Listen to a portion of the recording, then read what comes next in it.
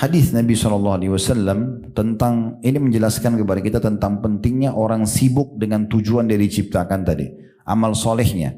Karena amal soleh akan dia nikmati selama di dunia dan juga akan menjadi teman dia di kuburan. Ya. Sementara yang lain yang selama ini juga kita jaga hubungan seperti dengan pasangan hidup, dengan orang tua, dengan anak-anak, ataupun misalnya harta yang kita kumpulin, bangga kena punya emas sekian banyak, kena punya tabungan sekian banyak, itu semua akan meninggalkan kita pada saat kita meninggal dunia. Nah, itu hadis yang diangkat oleh beliau di halaman 21 dan hadis itu diriwayatkan ada footnote nomor 6 ya, di halaman 22-nya ada tulisan kecil di bawah muttafaqun alaih.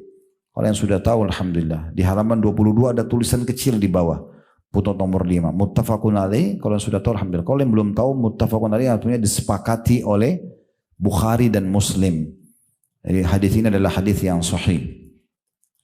Kembali ke halaman 21 saya bacakan dulu hadisnya dari Anas radhiyallahu anhu. Dia berkata, Rasulullah sallallahu alaihi wasallam bersabda, "Yatba'ul mayyita thalatha, fayarji'u ithnani wa yabqa ma'ahu wahid, yatba'uhu ahluhu wa maluhu wa 'amaluhu, fayarji'u ahluhu wa maluhu wa yabqa 'amaluhu."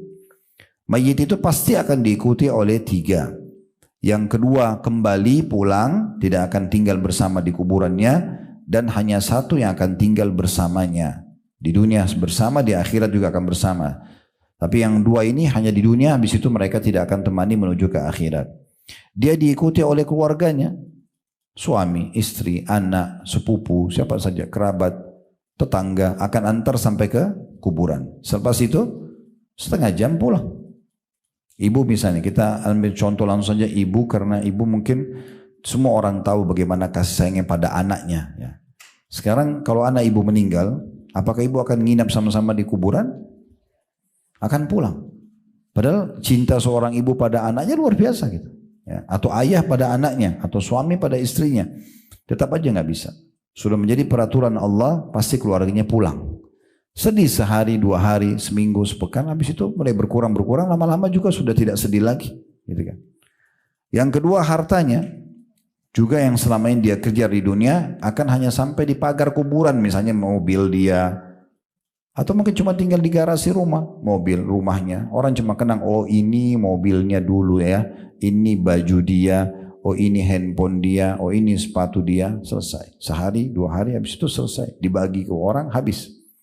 Harta yang selama ini kita jadikan prioritas, yaitu ternyata tidak dibawa sampai ke kuburan. Gak ada juga manfaatnya. Orang mati dibawain emas untuk apa? Dia jadi tulang belulang. Gak bisa dia pamer, gak bisa dia jual, gak bisa apa-apa. Gitu kan. Lalu kata Nabi SAW, dan amalnya, ini akan tinggal sama dia. Lantas keluarga dan hartanya akan kembali pulang dan hanya tinggal amalnya. Nah kalau kita tahu, amal yang akan menemani kita di dunia dan di akhirat. Di dunia kan kayak gini sekarang, kita lagi pengajian, itu amal, sholat kita, puasa, itu di dunia kita kerjakan, di kuburan akan menemani, di akhirat akan menyelamatkan. Kenapa ini kita tidak skala prioritaskan? Makna hadis ini, dahulukan amal-amal solehmu daripada keluarga dan hartamu. Itu makna hadis. Jadi amal soleh harus kita dahulukan. Ada tamu bertamu di rumah, bu, masuk waktu sholat, bilang maaf ya sudah waktu sholat, ayo kita sholat ya, ajak mereka. Oh saya nggak enak sama tamu saya, dia masih asyik ngobrol. Kenapa harus begitu? Ajak dia sholat juga, walaupun dia tidak sholat, mungkin dia jadi malu ikut sholat akhirnya. Ya apa? Habis sholat duduk ngobrol lagi, sholat 10 menit saja. Kenapa harus mendahulukan dunia daripada akhirat? Teman itu yang ibu anggap sebagai seorang sahabat, paling jauh dia di kuburan. Anggaplah dia nangis, dia sedih, habis itu dia pergi. Ya kembali pada pasangannya, kembali pada aktivitasnya, dia tinggalkan kita sendiri. Gak ada yang temani kita. Justru sholat yang ibu tunda karena ngobrol sama dia, itu yang akan temani kita. Kan terbalik ini. Makanya tadi saya bilang ditiberatkan di mukadimah kita, ingat tujuan utama kita diciptakan memang untuk mengabdi sama Allah. Dan jalan menuju ke Allah ini dengan kita mengabdi surga nanti. Dunia bahagia, akhirat bahagia. Dunia boleh dinikmati kok. Tadi sudah saya singgung juga kan, bagaimana orang-orang muslim disuruh nikmati yang terbaik di dunia. Tidak dilarang pakai baju bagus, tidak dilarang makan yang enak, yang penting 5 huruf halal. Jangan jauh yang 5 huruf yang lain haram. Dan halal jauh lebih banyak, kan gitu. Itu poinnya. Maka harus kita fahami ini. Penulis selalu mengatakan, maksud amalnya tinggal bersamanya adalah ia masuk bersama pemiliknya ke dalam kuburannya. Jika amalannya soleh, maka ia akan bermanfaat baginya. Namun jika sebaliknya, maksudnya amalnya buruk, maka jangan menyalahkan kecuali dirinya sendiri. Karena yang berbohong, yang menipu, yang zina dia sendiri. Dia bertanggungjawabkan amalnya. Hadits ini sangat jelas, berisi motivasi untuk melakukan amal-amal saleh agar ia menjadi pendamping yang menenteramkan dan berguna di alam kubur. Amal saleh ini akan mendatanginya di alam kubur dalam wujud seorang laki-laki. Sebagaimana dalam hadis Al-Bara radhiyallahu anhu yang panjang. Ini berarti bukan, jangan dibayangkan laki-laki kayak di dunia, tapi wujudnya mirip seperti laki-laki. Jadi jangan ibu bilang, "Oh, saya kan perempuan, masa di kuburan ditemani sama laki-laki?" Bukan. Wujudnya saja.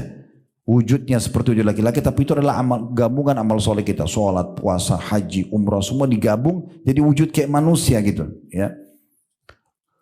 Maka dia akan datang. Sebagaimana dikatakan dalam hadits Al-Bara. Al-Bara ini nama sahabat Nabi. Al-Bara ibn Azib radhiyallahu anhu yang panjang sekali. Tapi di sini diringkaskan sebagaimana telah disebutkan sebagiannya di atas di hadis tadi. Nabi SAW bersabda, wa ya'tihi rajulun hasanul wajh, hasanul thiyab, tayyibur rih, fayaqul, abshir billadhi yasurruk, hadha yawmuka alladhi kunta tu'ad, fayaqul lahu, man anta, fawajhaka alwajhu yaji'u bil khair, fayaqul, ana amaluka salih, fayaqul, rabbi akimis sa'ata hatta arja ila ahli wa mali. Itu hadis ini panjang dan pernah kita singgung ya. Saya lihat hadis ini disebutkan di sini, ada juga hadis nanti ini disebutkan lagi, diulangi mungkin di poin ke-11, poin ke-12 nanti ada lagi pengulangan tentang masalah hadis tapi lebih panjang gitu ya. Terjemahannya, kalau mayit sudah masuk ke kuburan, lalu mayit mukmin tersebut didatangi seorang laki-laki yang tampan, wujudnya begitu, berpakaian bagus dan beraroma harum ya. Lalu dia berkata, maksudnya orang itu berkata, berbahagialah dengan apa yang akan membahagiakanmu. Jadi yang bicara itu orang itu, amal soleh itu.